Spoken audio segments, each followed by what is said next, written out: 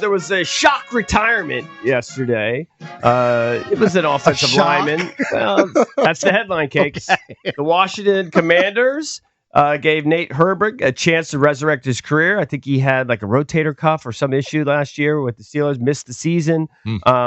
Was going to be some depth on the offensive line. And head coach Dan Quinn announced before the practice yesterday that they had placed Herbig on the reserve retired list, abruptly ending his comeback story. Wow. So, that was somebody they were kind of counting on. So he just gave it a go. Depth. He gave it a go. Wasn't feeling good. Shoulder wasn't feeling great. They said he passed all of the sort of the health hurdles. Maybe just heart wasn't in it. Who knows? Yeah, maybe. But he missed the entire season last year. It was somebody they were kind of hoping on to add some depth. It does give an opportunity, though, for other guys on the bottom end of the roster that are fighting, like Chris Paul, Michael Dieter, and others, to maybe grab one of those O-lineman spots. So, whatever, a little bit disappointing, but, best to Nate Herbig. There has been, I don't know how many days we're in camp now, but people are starting to write about like 6 or 7 people that are no camp today, right? No practice. Correct. People that are surprising, people that are making an impact. And here you go. I want to go to the beginning of it. Rigo's Rag just came out literally like an hour ago with their 5 players who have surprised, and I'll just go through who they think have jumped out at them, defying expectations at training camp. Want to give them credit. This is Dean Jones for Rigo's Rag. He says Tyler Owens, the undrafted safety from last year, that he's been surprising people. He's even getting some reps with the first-string defense, Cakes, both as a safety and even as a nickel back. Like it.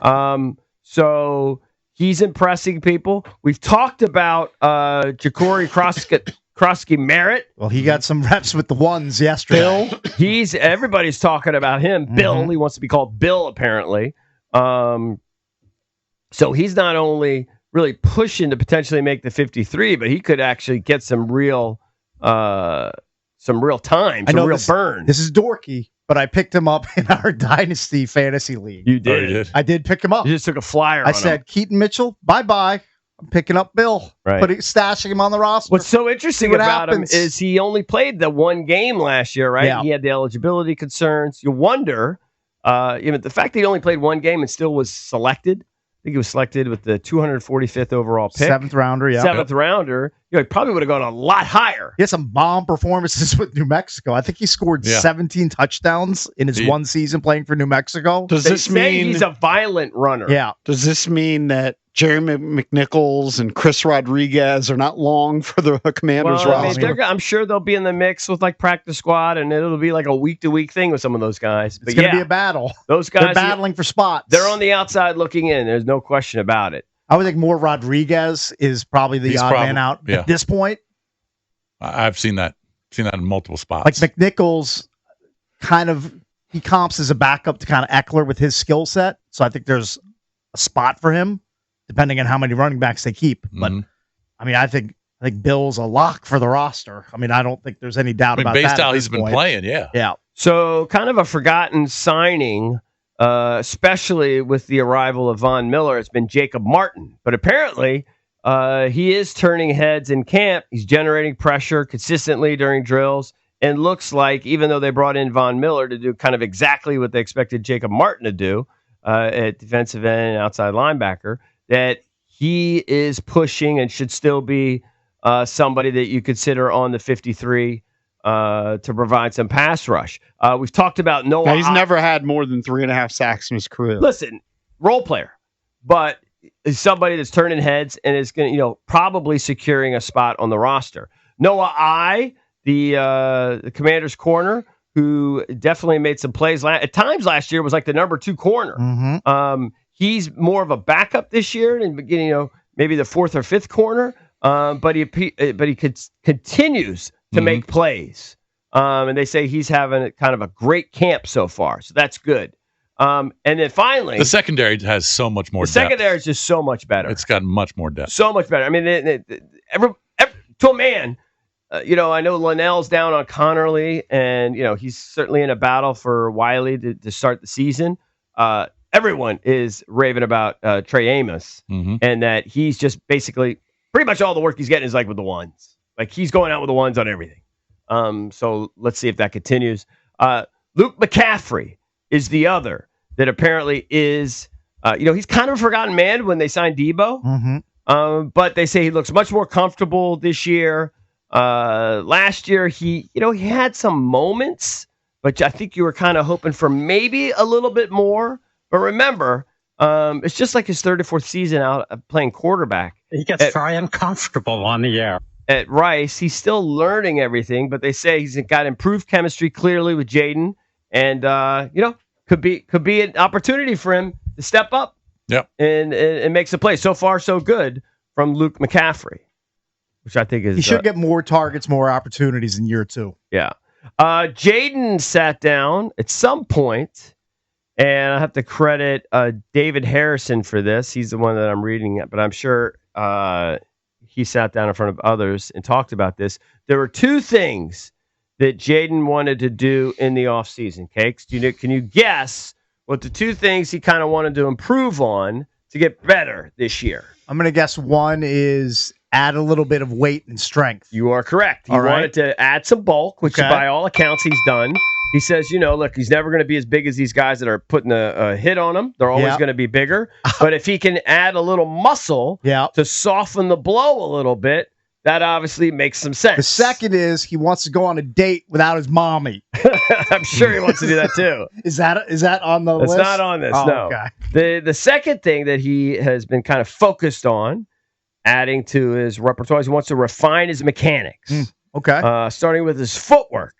He wants to improve his footwork, sync all that up better, focus on footwork, his control within the pocket, maneuvering, keeping my eyes downfield, putting myself in different situations where I might have to try to emulate breaking a tackle, breaking the sack, keeping my eyes downfield and still getting my feet under me, making throws. I think he still works with the same guy that he's worked with since he was a kid. Yeah, like since he was like 12. Yeah. He's got a QB guru. We haven't heard as much about the visual stuff that he was doing, but I assume he's still doing that. What do they call that? VR. The VR. Yeah, the virtual reality things. Yeah, now that everyone's talking about AI, nobody's talking about VR. VR is just kind of like by the wayside. Is virtual reality dead? I don't think so. Not with everybody. It seems like it's all AI now. And of course, everyone's kind of sick of talking about it, but it does look like we're getting closer. They have over 500 people, Cakes, signed up to speak at their public hearing on Thursday. Tomorrow, yeah. About the stadium. Tailgate Ted was having a gathering today. I don't know. I'm sure he's signed up to speak at that event. I would bet a lot of money on it. How could he not be signed up? Let me check. I saw him tweet something. He was having some sort of get together. Have they been trying to get it across the goal line? Have they already been? It sounds like they've already been having kind of like people speaking. They have yesterday. Throughout. Yeah, yesterday they said it was ongoing. There were more than 200 people, I guess, still left to speak. I guess they vote on Thursday. Mayor Bowser said that as of 4 p.m. yesterday, 31 people who spoke were in favor of the deal. 13 were against it, and 12 said they would support it if there were improvements. And she said that all while still waiting for Mike Marr to take a picture of everybody outside of the studio. She said that. That's when she gave that quote. Right. Made me laugh. So today's going to be kind of a quiet day. I guess it's like a scheduled day off. Makes sense. Are fans no longer allowed to camp? No, they did their 3 I think there are 2 more sessions more? where fans are allowed in. Okay. So Tailgate Ted, I guess, is imploring other fans to show up with him to speak in front of the D.C. City Council.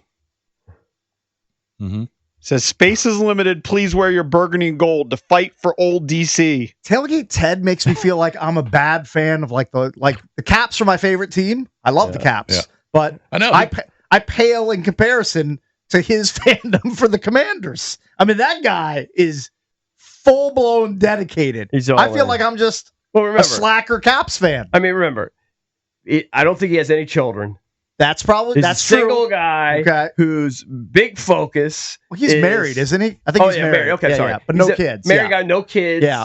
Who he's all in on the Skids. The Commanders are his kids. That's his kid. Those are his kids. Those are his babies. Right.